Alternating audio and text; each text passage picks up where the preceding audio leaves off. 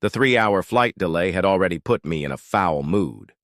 The business trip had been exhausting. 5 days of non-stop meetings, forced smiles, and hotel rooms that all blurred together. All I wanted was to come home, take a hot shower, and sleep in my own bed. That wasn't too much to ask, was it? I pulled into the driveway at 11:30 p.m., noticing the living room lights were still on. Strange. She usually went to bed by 10, dragging my suitcase up the front steps, too tired. To even text that I had arrived, I fumbled with my keys. The moment I opened the door, I felt it. The distinctive chill in the air that had nothing to do with the temperature. She sat in the living room, scrolling through her phone, barely acknowledging me. "I'm home," I announced, dropping. "My bag's by the door." She looked up, her face unreadable. "Your pillow and blanket are on the couch." I stood there processing her words, certain I'd misheard. "Excuse me?" "You heard me. The couch is your new bed." Her tone was flat, as if she were simply informing me we were out of milk. I let out a short, humorless laugh. "That's not happening. What's going on?" She rolled her eyes. "I don't want to discuss it tonight. I'm tired." I stared at her, disbelief mounting. "You're tired?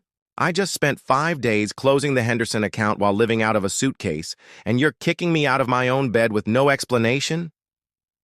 That's when I noticed it. Subtle changes around the house. A vase I'd never seen before. Some of my books missing from the shelves. The family photo from our trip to Colorado was gone, replaced by generic artwork. She stood, arms crossed. "One night on the couch won't kill you. We'll talk tomorrow."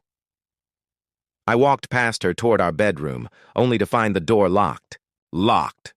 In 10 years of marriage, we had never locked doors against each other. Something was very wrong. This wasn't a simple argument or a forgotten anniversary. The cold indifference, the locked door, the missing items, this was calculated, planned. I could have made a scene, demanded answers, or slept in the guest room. Instead, I nodded and returned to the living room. Fine. Just for tonight. The flicker of satisfaction that crossed her face told me everything.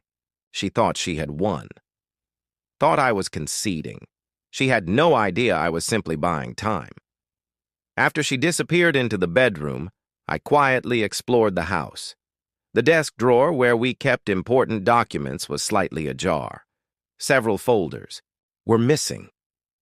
In the kitchen, a receipt from a storage facility across town caught my eye. I settled onto the couch, not to sleep, but to think. My mind raced, piecing together the signs I had ignored for months. The late nights at work, the password changes, the unexplained expenses. This wasn't just about the couch. This was something much bigger, a plan already in motion, one I had stumbled into midway. I made a decision right then and there. I would play along just long enough to figure out exactly what was happening. She thought she had the upper hand. She was about to learn otherwise. Morning came. My back ached from the couch, but my mind was razor sharp. I brewed coffee and waited, watching the sunlight slowly creep into the kitchen. When she emerged, already dressed for work, she looked surprised to see me so calm. "We need to talk," I said. She poured her coffee, avoiding my gaze. "I'm running late." "Interesting. The financial advisory firm doesn't open until 9, and it's 7:30. Her shoulders tensed. "Team breakfast." I let the lie hang in, the air before speaking again. "Before you rush off to this urgent breakfast, where are the property documents? I need them for the home equity line we discussed." Her cup paused midair. "They're filed away. I can look for them this weekend." "Don't bother. I already checked. The filing cabinet is missing more than just the house deed. So, is our joint investment portfolio." I took a slow sip of my coffee. Strange, don't you think? She finally met my gaze, eyes narrowing. "Are you spying on me now? Is it spying to look for my own documents? To notice when my belongings vanish? To question why my wife suddenly locks me out of our bedroom?" I set my cup down. I think those are reasonable concerns, don't you?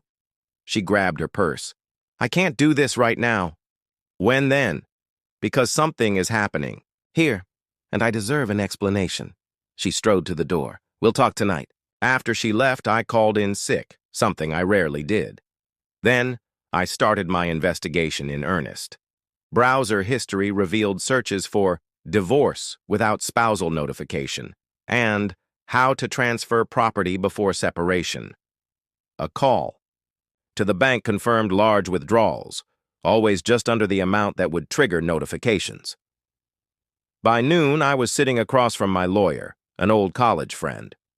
His advice was clear: document everything, secure my assets immediately, and prepare for what was coming. I followed every step. I froze our accounts, installed new security cameras, changed the locks. By the time she returned that evening, her key no longer worked.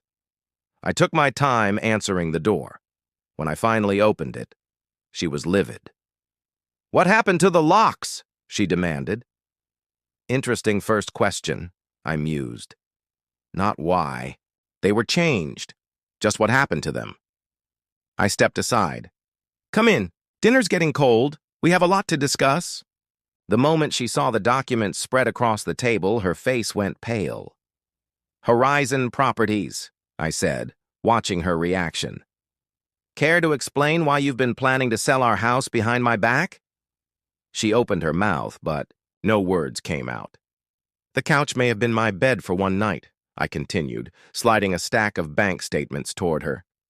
"But this house? The one you tried to steal?" I leaned back, smiling coldly. "That's going to be an address. You only visit in memories. Signatures on preliminary paperwork," I shrugged. "They may want to speak with you directly." It wasn't entirely true. I had filed a report, but no officers had been assigned yet. Still, her reaction told me everything I needed to know about her guilt. "You're bluffing," she said, but uncertainty wavered in her voice. "Perhaps, but are you willing to bet your freedom on that?" I watched her mentally calculate her options. "Before you leave, I'll need your house keys. All of them." She clutched her keyring tightly. "You can't just take my keys." "Actually, I can. New locks, remember? Those keys are useless anyway." I held out my hand. "Consider it a symbolic gesture of your changing status here." After a moment of defiance, she tossed the keys onto the floor between us and stormed out. Moments later, I heard her car engine roar to life, followed by the squeal of tires on wet pavement. The second she was gone, I called my lawyer. "She's left the house. How quickly can we file the property claim?" While he worked on the legal maneuvers, I turned my focus to our home security system. That afternoon, it recorded her return with another person, a man who remained in the car while she approached the front door. Finding her key useless, she rang the doorbell repeatedly. The security camera captured our conversation perfectly. "I need to get some things," she demanded when I opened the door. "Of course, I'll accompany you." Her eyes darted toward the waiting car. "That's not necessary." "It absolutely is." I stepped aside, allowing her in. "Especially with your friend waiting outside, the one with outstanding warrants in Colorado." Her shock was palpable. "You don't know what you're talking about. 3 counts of real estate fraud, 2 of identity theft, currently operating under the business name Horizon Properties despite having his broker's license revoked last year." I smiled. "Did I miss anything important?" She pushed past me toward the bedroom, frantically gathering clothes and personal items. I watched as she made her way toward the closet, the one where we kept our shared safe. "The contents have been relocated," I informed her, "including the emergency cash, jewelry, and documents you were likely hoping to find." Frustration contorted her features as she stuffed clothes into a suitcase. "You won't get away with this." "With what exactly? Protecting my assets from theft? Securing my property against intruders? Filing police reports about attempted fraud?" I leaned against the doorframe. I'm simply responding to the circumstances you created. She zipped her suitcase with unnecessary force. This isn't over. On that, we agree completely. After she left, I watched through the security feed as she and her companion argued in the car. He gestured wildly, clearly upset. Their plan was unraveling and blame was being assigned. I forwarded the footage to my lawyer with a simple message: additional evidence for the file. Then, I poured myself a scotch and settled into my armchair. The house felt different now, cleaner somehow, as if a long festering infection had been lanced. There was pain, certainly, but also the first hints of healing. The couch she had designated as my new bed now sat empty. And this house, the one she tried to steal, was about to become an address she'd need permission to visit. The tables hadn't just turned. They had been completely overturned. 3 days passed with no contact.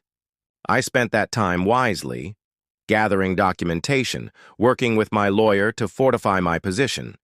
The temporary injunction against selling the property became permanent.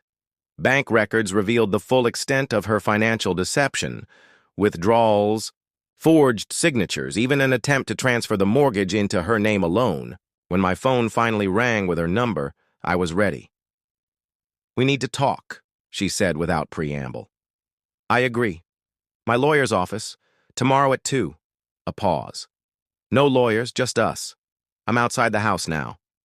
I checked the security camera. Feed. Sure enough, she stood in the driveway, phone pressed to her ear. Alone this time. She looked smaller somehow. "5 minutes," I replied before hanging up. I opened the door before she could knock.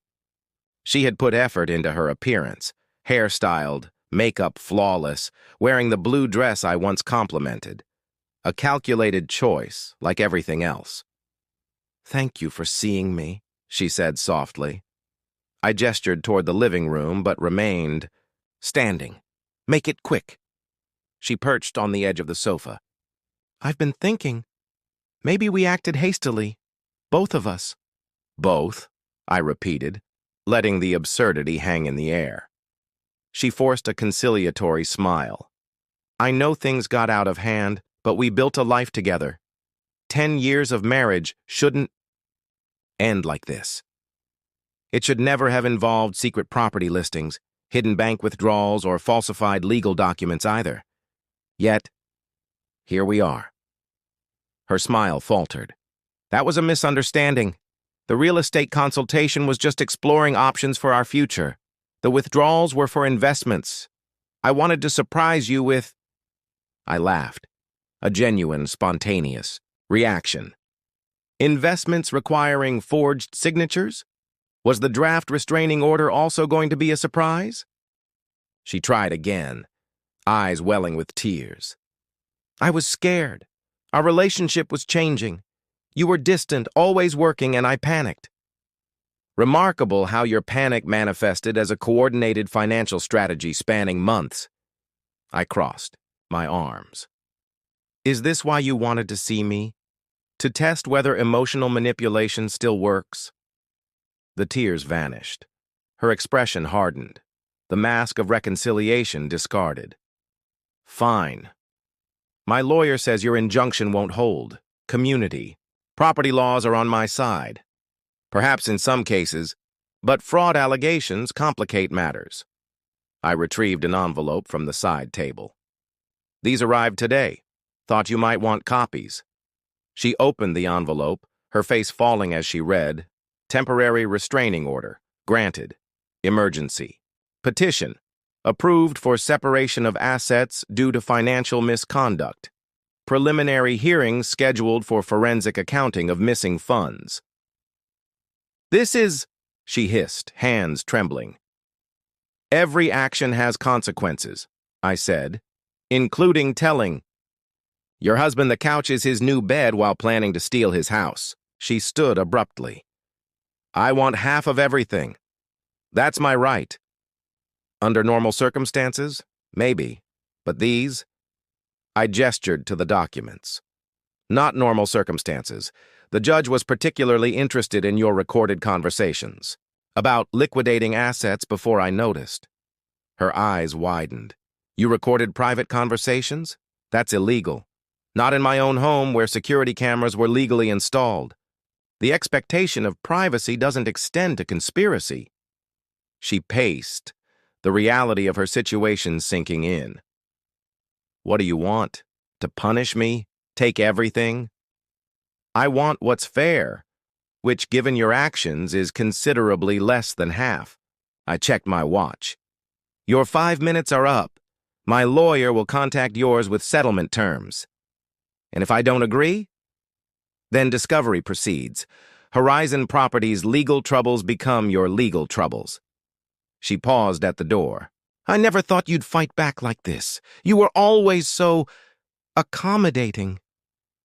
People reveal themselves under pressure, I replied. Some expose their capacity for betrayal. Others, their capacity for justice.